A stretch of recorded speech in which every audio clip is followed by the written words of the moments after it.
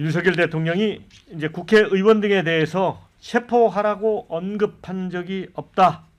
내란 혐의를 전면 부인을 했습니다. 자, 이거는 이제 군 지휘관들이 국회에 출석해서 관련된 아주 구체적인 증언들을 많이 한 것과 좀 배치가 됩니다. 그래서 이 석동현 변호사가 이제 기자들에게 이런 얘기를 한 건데, 윤 대통령이 이제 여론전에 좀 일종의 시동을 건 게 아닌가, 이런 생각이 듭니다.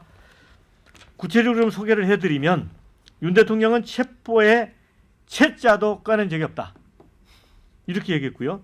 대통령이 법률가다, 체포하라, 끌어내라, 이런 용어를 쓴 적이 없고 절대 시민과 충돌하지 말라, 이렇게 당부했다고도 주장을 했습니다.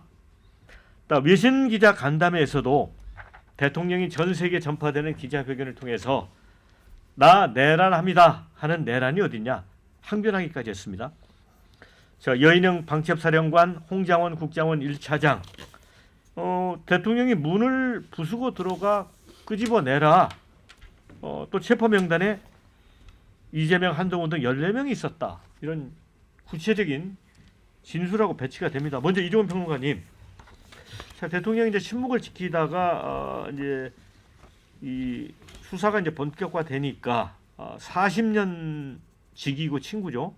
석동현 변호사, 동부지검장 출신인데 이분 통해서 이제 이런 발언을 했어요. 이게 어떤 의도가 있다고 보세요? 뭐 의도야 분명하죠. 내란죄를 이제 피하겠다, 이제 그건데 참 옹색해 보인다. 옹색하다. 예, 이 말씀을 안 드릴 수 없어요. 박근혜 전 대통령 탄핵 국면에서 보여줬던 그 참 옹색했던 그 모습을 그대로 보는 거 아닌가. 박근혜 전 대통령도 뭐 막판에 뭐 주요 언론사도 아니고 뭐 유튜브 언론사하고 막판에 인터뷰하고 뭐 그러지 않았습니까? 구질구질하게 해명하고 그랬던 거 기억나는데, 그거하고 지금 뭐 별 다를 바가 없어요. 그런데다가 이 석동현 변호사 보니까 아직 뭐 수임계도 뭐 안 냈다 그러고 대표성도 없는 그 인물, 윤석열 대통령의 그냥 지인으로 알려진 그 인물을 내세워서 이런 식의 해명을 하는 것. 비상계엄을 선포했던 그 호랑이 같던 대통령은 어디로 사라지고, 예, 이렇게 지금 그 옹색해진 그런 모습을 보이는 것 참 실망스럽다. 국민들의 자존심을 생각해서라도, 예, 또 일말의 애국심이 있다면 빨리 내려오시는 게 답이 아닌가, 이렇게 생각합니다. 그 구국의 결단이다, 이런 표현까지 있었잖아요. 네, 그러니까요. 그리고 비상계엄할 때, 그 선포할 때, 예, 또는 그 이후에 28분여에 걸쳐서 해명할 때, 예, 정말로 뭐 그 기세등등하던 그런 모습이 기억나는데, 너무 이런 모습을 보니까 우리가 이런 대통령하고 함께 2년 반을 보냈나, 이런 국민으로서 좀 자괴감마저 좀 든다. 그런 말씀을 안 드릴 수가 없어요. 자, 배 수장님, 네. 이제 윤 대통령이 내란 혐의 이제 전면 부인한 쪽으로 완전히 이제 방향을 잡았습니다. 데이터, 여론 데이터로 이제 이걸 시사 문제를 분석하시니까 이게 어떻게 결과가 될까요? 이런 부분들이? 그러니까요. 지금 여전히 이 윤석열 대통령이 여론 파악을 못하고 있다. 국민 여론은 지금 뭐 나빠질 대로 나빠져 있는 상황이거든요. 그리고 뚝이 무너져 버렸기 때문에 야권의 공세에도 대항하기가 매우 어렵고, 검찰총장 출신인 윤석열 대통령을 선택한 것은 이런 상황에서 법리 공방을 하라고, 또 그것을 응원하려고 선택한 것은 아니었던 것이거든요. 두 가지 선택지입니다. 하나는 절막 국정 운영 잘해서 아르헨티나의 하비에르 밀레이 대통령처럼 지지율 50%, 여소야대예요. 아르헨티나도 굉장히 어려운 상황입니다. 그런데 50% 이상 지지율을 달성을 하니까 지금 뉴욕 증시의 국가별 테마 ETF 상장지수 펀드가 급등이에요. 우리는 급락이고. 네. 아니, 지지율만 올렸으면 이런 일이 과연 있었을까요? 지지율을 올리기 위해서 국민 여론을 살피고 야당과 여당과 소통했더라면 이런 일이 있었을까요? 결과적으로는 법리 공방을 하고 대통령은 몇 개월인지도 알 수 없는 직무 정지를 당해야 되고 코리아는 난데없는 디스카운트 상황이 발생하고 국민들은 망연자실하거든요. 그러니까 단 한마디가 있어야 될 것 같아요. 국민들이 이런 망연자실한 상태에서 법리 공방을 하더라도 또 법적 대응을 하더라도 이렇게 된 국민들에게 대통령 과연 어떤 마음인지 그 국민들 앞에서 어떤 마음인지 어떤 사과를 할 건지 어떤 책임을 질 건지 그 대답은 꼭 듣고 싶다는 거죠. 자, 그래서 뭐 야당뿐 아니고 여당에서도 대통령의 이런 생각에 대해서 굉장히 아픈 지적을 하고 있습니다. 뭐 민주당은 이 궤변이다. 검찰 출신이 뭐 잡범만도 못하다. 뭐 예상된 그 반응이긴 합니다. 그러나 조경태 의원은 이제 국민의힘 소속 의원 아니에요. 대통령이 거짓말을 최근에 너무 많이 했다. 위험하고 나쁜 대통령이다. 이런 얘기까지 할 정도입니다.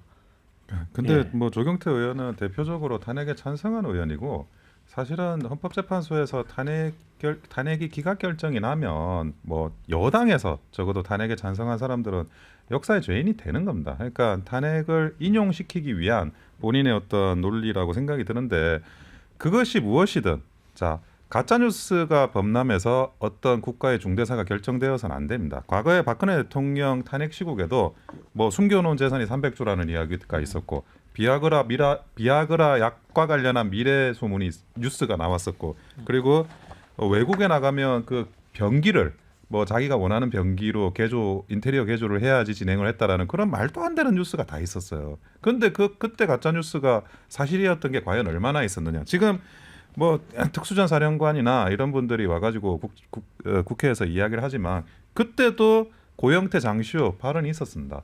그러니까 다 똑같아요. 그러니까 이제는 다시 또 마네킹이 나올 텐데 마네킹은 벌써 나왔는지 모르겠어요. 그때 박근혜 대통령 목 잘린 마네킹을 가지고 또 그 집회를 하는 그런 과정들이 있었고 저는 이게 과거의 박근혜 대통령의 어떤 탄핵의 과정을 그냥 지나가는 똑같이 반복을 하고 있다. 근데 여기에서 그러면 가짜 뉴스를 통해 가지고 국민의 여론이 선동되고 거기에 따라서 이게 결정이 나는 게 탄핵이 그게 정당하냐? 저는 그건 아니라는 거예요.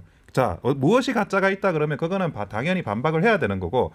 자, 체포의 채자도 꺼내지 않았다. 사람들이 그 체포의 채자를 꺼내지 않았다라고 이야기하면서 그것이 잘못됐다고 하면서 뭐 끌어내리라고 했다 그러는데 체포라는 건 법률적으로 어떤 범죄자를 붙잡아 두는 거예요. 그 범죄자가 다른 데를 못 가게 하는 거라고요. 근데 끌어내리라는 건 어떤 공간을 가지 못하게 하는 건데 당연히 끌어내리라는 이야기는 체포를 하라는 지시가 아니에요. 그럼에도 불구하고 누가 이렇게 말했다더라 누가 저렇게 말했다더라 확인도 안 되는 전원들 이런 것들이 뭐 계속 흘러나오듯이 언론을 타는 거는 저는 그것이 어떤 탄핵에 대한 결정이 기각 결정이든 인용 결정이든지 간에 맞지 않다. 국가를 위해서 국민을 위해서 그런 생각을 하고 있습니다. 네, 이제 우리 원영섭 단장이 어찌 보면 상당히 좀 도발적인 이제 발언을 좀 해주신 것 같아요. 물론 이제 박근혜 탄핵 당시에 뭐 이상한 소문들이 많았는데 사실이 아닌 거 드러난 건 사실이 있어요. 그런데 자 체포의 채자도 꺼낸 적이 없다. 끌어내려고 하지 않았다. 그런데 실제로 많은 관련된 이제 사람들의 증언이 있었잖아요. 하원기 대변인이. 네, 지금 그런데 이 부분과 관련해서는 이거를 가짜 뉴스 차원에서 현재 본다는 것 자체는 이제 아직 진실관계 드러난 건 아니지만 이건 좀 너무 나간 것 같기도 하고 어떻게 보세요? 사실 원단장님께서는 법률가기 때문에 알면서 정치적으로 이제 용어를 혼용해서 쓰시는 거죠. 박근혜 대통령 뭐 숨겨진 자식, 병기 인테리어, 비아그라 이건 풍문입니다. 풍문, 음모론이고 가짜 뉴스죠. 근데 특전사령관, 경찰청장, 수도방위사령관이 한 건 가짜 뉴스가 아니라 증언입니다. 이건 다르잖아요. 법률적 위치가. 그리고 만약에 특전사령관, 경찰청장, 수도방위사령관 같은 주요 보직에 있었던 사람들이 대통령이 이런 지시를 했다는 게 거짓 증언이다. 이를테면은 그러면은 대통령이 왜 가만히 있나요? 이거는 엄청 큰 문제거든요. 내란 관련되기 때문에 이 사람들부터 일단 고발하고 들어가야 돼요. 별도로. 근데 전혀 그런 거 없잖아요. 그래서 사실상 이렇게 많은 주요 보직에 있는 사람들이 대통령 명령도 없이 국회에 들어가서 국회의원들 끌어내고 체포하려고 하는 시도가 있었다? 말도 안 되는 거거든요. 그러니까 사실상 이미 관련자들의 증언이 다 나온 상태에서 되게 궁색한 얘기를 하고 있다라고밖에 말씀을 못 드리겠고, 그래서 이제 TV로 예고하고 하는 내란이 어디 있냐 이렇게 하는데 예고 안 했죠 사실은. 예고를 안 했습니다. 뭐 무슨 그 극우들이나 좋아할 법한 어떤 뭐 반국가 세력 척결하기 위한 비상계엄 이렇게 얘기를 했지 국회에 들어가서 국회의원 끌어내고 이런 얘기는 하지도 않았어요. 그러니까 예고 없이 그냥 한 거고 실패한 쿠데타다 이렇게 말씀드립니다. 근데 이제 어느 분이 글을 올려주시기를 이제 조폭에 비유해서 해준 게 있어요. 조폭들이 보통 영화나 이런 데서 보면 누구를 가서 폭행하라 이렇게 이야기하지는 않잖아요. 잘 타이르고 와라 아니면 잘 좀 설득을 해라 이런 식으로 하는 거 아니에요? 가르치고 오라고 그러죠. 예, 가르치고 오라. 예. 그리고 좀 이제 그런 식으로 우회적으로 이야기하면 이제 밑에서 알아서 하는 이제 그런 건데, 근데 전 뭐 그 지금 원영섭 단장 얘기 중에서 제일 조금 문제를 삼고 싶은 부분은 뭐냐면 지난번에 그 박근혜 전 대통령 탄핵 결정 당시에 그 헌재 재판관들이 가짜 뉴스의 영향을 받아서 탄핵 인용 결정을 내린 건 아니지 않습니까? 그러니까 그분들은 법리에 의해서 결정을 내린 거고, 뭐 그 당시 온갖 뭐 가짜 뉴스 많았지만 재판관들이 그걸 다 보고 저 말이 맞아 이걸 공감해가지고 과연 그렇게 했을까? 이제 그 부분 문제 제기를 좀 하고 싶고요. 그 다음에 그날 그 당일날 이제 그 방송하면서도 제가 그 얘기를 했습니다. 그러니까 비상계엄 당일날 끌어내라는 게 결국은 체포해서 연행하란 얘기죠. 체포해서 연행하란 얘기에 좋은 표현 내지는 조금 전에 말씀하셨던 그런 좀 타일러라. 예, 가르쳐라. 예, 가르쳐라. 적당히 좀 살살 뭐 해라. 뭐 이제 이런 식의 발언하고 별 차이가 없다. 그리고 국회의원들을 본회의장에서 끌어내는 것 자체가 굉장히 폭력적인 행위 아닌가요? 네. 그래서 그런 것들은 제가 보건대는 그 표현의 문제가 아니고 어떤 지시가 내려졌는지가 중요한데, 지시 자체는 뭐 저는 그건 체포나 다름없는 얘기를 한 거다. 그렇게 생각합니다. 그래서 더욱더 옹색해 보인다. 자, 원단장 반론하시죠.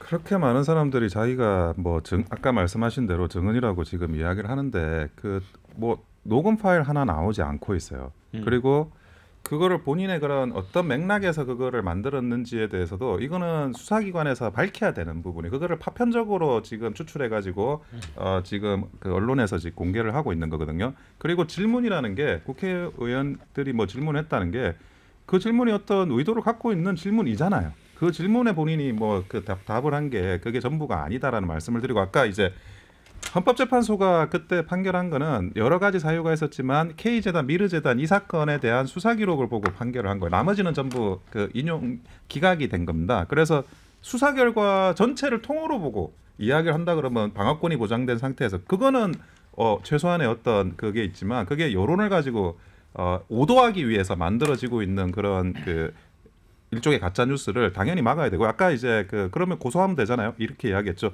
고소 시작했어요. 김용현 전 장관이 지금 추미애 그 의원을 그 탱크로 밀어버려 이 말 한 거를 분명히 잡아가지고 고소를 했습니다. 계속 고소하게 될 것 같아요. 아니 그게 아니라 예. 제가 말하는 고소는 특전사령관이나 경찰청장이나 수도방위사령관이 뭐 체포하라는 지시를 받은 적도 없는데 대통령한테 체포하라고 했다고 그러면 거짓말을 하고 돌아다닌다는 아니 거니. 체포하라는 지시를 받았다고 증언한 적이 없다니까요. 얘기를 하고 있어요. 예, 언론 등재에 나와서. 끌어내라 그 그게 이야기까지. 그거죠. 왜 끌어냅니까? 일단 그렇기 때문에 이 세 명에 대해서라도 그러면 사실이 아니라면 고소를 해야 된다고 생각하고, 두 번째는 제가 그날 두 군데 있었습니다. 현장에 국회에도 있었고 긴급하게 섭외를 받고 예의 그 유튜버 김호준 씨 그 스튜디오에 갔거든요. 이게 소대가 진치고 있는 걸 실제로 봤어요. 마주했어요. 그래서 제가 말씀드리는 것은 거기 왜 있냐는 거예요. 본인들이 그러면은 대통령 지시 없이 그냥 거기 있는 거예요. 이거는 뭐 그러면 뭐 어떤 국가의 질서를 위해서 경고만 하기 위해, 야당의 경고만 하기 위해 엉뚱한 스튜디오에 군대를 투입하나요? 그러니까 모든 것들이 말이 안 맞고 이미 다 반박된 내용을 가지고 지금 버티기 전략에 들어가고 있다 말씀드립니다. 그러니까 이 말씀은 좀 드려야 될 것 같아요. 저는 지금도 정치권도 여론을 못 읽고 윤석열 대통령은 더더군다나 여론을 못 읽고 앞으로도 못 읽을 것 같고, 이게 국민들이 통탄스럽다는 것이거든요. 저는 이제 두 가지로 명백하게 나눠야죠. 이 지경으로 이 상황을 초래한 것에 대해서는 국민을 보고서는 대통령이 사과해야죠. 그렇지 않습니까? 석고대죄해야죠. 예. 미국의 하원 의원 브래드 셔먼이 이런 이야기를 합니다. 지금 국시전이 뭐 유발됐을 수도 있다라는 이야기가 나오는데 거기에 대해서 미국 정부는 조사를 해야 될 수도 있을 것 같다라는 이야기를 해요. 저는 왜 이 지경을 만듭니까? 이것에 대해서 아니 교통사고를 내놓고 내가 잘했어. 난 뭐 문제야? 차끼리 부딪혔는데 문제야? 이건 아니죠. 그래서 저는 법적 대응은 법적 대응의 부분. 헌법재판소에서 해야 될 이야기를 국민 앞에서 해서는 안 되죠. 적어도 대한민국의 1600만의 선택을 받은 대통령이면 그래서 저는 그 말씀을 드리는 겁니다. 네. 예. 자, 댓글 의견 좀 소개를 해드리고 토론 이어가겠습니다. 배 나온 무식한 오빠, 꼼수도 적당히 부려야지. 이게 뭐 하자는 겁니까? 이런 걸 주셨고요. 의도야 분명하죠. 난 내란죄 저지른 건 아니다 하고 싶었겠죠. 이런 의견. 내란죄 계엄령이면 무기징역이 예상되니 직권남용으로 가고 나중 사면 받으려는 것 아니냐. 이런 의견이 있습니다. 천공이 그렇게 말하라고 시켰냐. 이런 의견도 있고요. 윤통을 긴급 체포부터 하는 게 시급하다. 이런 의견.